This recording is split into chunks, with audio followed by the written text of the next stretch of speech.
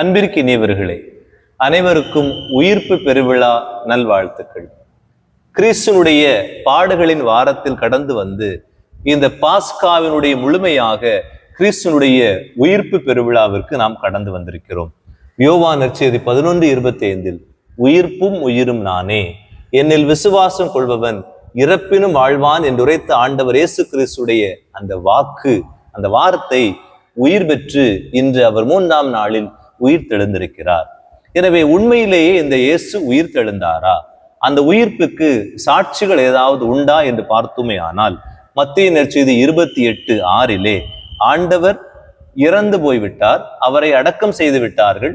மறுநாள் காலையில் அங்கு இந்த கிறிஸ்துனுடைய உடலை பார்த்து அதனுடைய உடலை பொதிந்து வைப்பதற்காக, அந்த உடலை பார்த்து அந்த உடலோடு மன்றாடுவதற்காக சென்ற மகதலா மரியா மற்றும் பிற பெண்கள் என ஒவ்வொரு நற்செய்தி நூல்களிலும் ஒவ்வொரு நபர்களை குறிப்பிடுகிறார்கள். அவர்கள் செல்லுகின்ற போது அங்கு கல் புரட்டப்பட்டிருப்பதையும், அவர்கள் அங்கு நிற்கின்ற போது கல் புரண்டு ஒரு தூதர் வந்து அவர்களுக்கு முதல் வாக்குறுதி கொடுக்கிறார், அவர் இங்கு இல்லை, சொன்னபடி அவர் உயிர் தெழுந்து விட்டார். எனவே இந்த ஆண்டவருடைய தூதர் இவர்களுக்கு முதல் சாட்சியாக இங்கு இயேசு இல்லை, அவர் சொன்னபடியே உயிர்த்து விட்டார் என்று சொல்கின்றார்கள். அவர்கள் அங்கு பார்த்தது வெறுமையான கல்லறை, இயேசுனுடைய உயிர்ப்புக்கு சாட்சி இன்றும் இருக்கிறது. அந்த வெறுமையான அவரை பொதிந்திருந்த அந்த துணிகள், அவரை அறைந்த அந்த ஆணிகள் எல்லாம் அங்கிருந்தன. இவையே சாட்சிகளாக இருக்கின்றன. எனவே இந்த உயிர்ப்பை உண்மையிலேயே நம்பியது எவ்வாறு என்று பார்க்கின்ற போது, யோவான் நற்செய்தி 20:8 சீடர்கள், அதாவது இந்த பெண்கள் இங்கு வந்து சொல்கின்றார்கள். உடனடியாக சீடர்கள் ஓடுகின்றார்கள். பேதுரு முன்னே செல்கிறார். பேதுருவும் அவரோடு இருந்தவர்கள் உள்ளே சென்ற போது அவர்கள் அங்கு அந்த துணிகளை மட்டும் பார்க்கின்றார்கள். இயேசு அங்கு இல்லை, அவர் சொன்னபடியே உயிர் தெழுந்தார் என்பதை அவர்கள் அங்கு சென்று பார்த்து நம்பினார்கள். எனவே இந்த உயிர்ப்பு, இந்த உயிர்ப்பினுடைய அந்த கூடாரம் அல்லது உயிர்த்த ஆண்டவருடைய திருச்சுரூபம் நாம் வைப்பதனுடைய நோக்கம் இதை பார்த்து இந்த மக்கள் நம்பிக்கை கொள்ள வேண்டும் என்பதாகும். இரண்டாவதாக, சிலர் பார்ப்பதை காட்டிலும் கேட்பதில் அதிகப்படியான ஆர்வம் கொண்டிருப்பார்கள். யோவான் நற்செய்தி 20:17-18 மகதலா மரியா அங்கு பார்த்ததை ஓடோடி வந்து இந்த சீடர்களிடம் சொல்கின்றார்கள். இந்த சீடர்கள் நம்புகின்றார்கள். நம்பியவுடன் அவரோடு ஓடோடி சென்று அந்த கல்லறையில் இயேசுவை சந்திக்கின்றார்கள். எனவே இரண்டாவதாக பார்த்து நம்பினவர்கள் ஒரு பக்கம், இரண்டாவதாக கேட்டு, இந்த கடவுள் சொன்னதை கேட்டு நம்பிய மனிதர்களாக இவர்கள் இருக்கின்றார்கள். மூன்றாவதாக, இந்த பார்த்தும் கேட்டும் என்பதையும் தாண்டி தொட்டு பார்த்து உயிர்த்த கிறிஸ்துவை நம்பினார்கள்.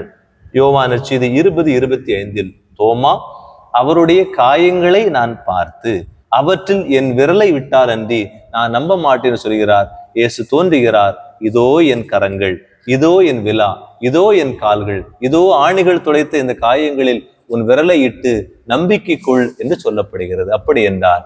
கிறிஸ்துவையுடைய கல்லறையை பார்த்து நம்பினார்கள். அதை பார்த்து வந்து சொன்ன மனிதர்கள் சொன்னதை குறித்து நம்பினார்கள். அவருடைய உயிர்த்த உடலை பார்த்து நம்பியது போல இந்த நாளில் நாமும் இந்த கல்லறை, நாம் இன்று போதிக்கப்படுகின்ற இந்த நற்செய்தி இறை வார்த்தை அல்லது இந்த நற்செய்தி பகிர்வு, அதையும் தாண்டி நாம் நேரடியாக கடவுளோடு கொள்கின்ற உறவில் கிறிஸ்துவின் உயிர்ப்பை நாம் நம்புவோம்.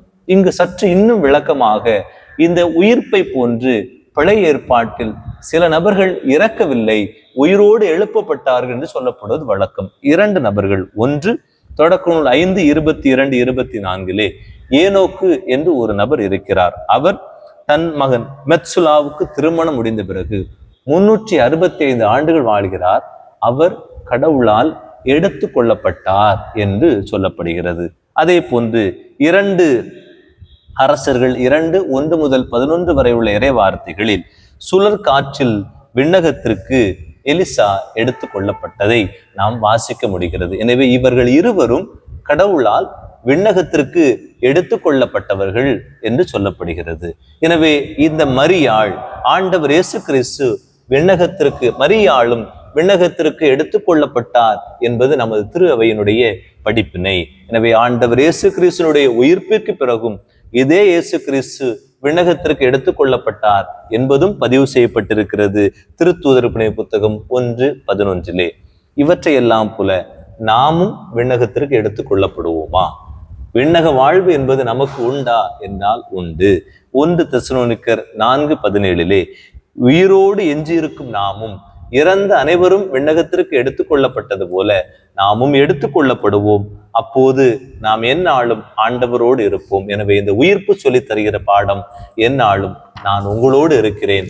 நாம் சொல்ல வேண்டிய பாடம், ஆண்டவரே எந்நாளும் நாங்களும் உம்மோடு இருக்க அருள் தாரும். உயிர்ப்பு பெருவிழா வாழ்த்துக்களோடு அனைவரும் கடந்து செல்வோம். அனைவருக்கும் நன்றி. ஆமென்.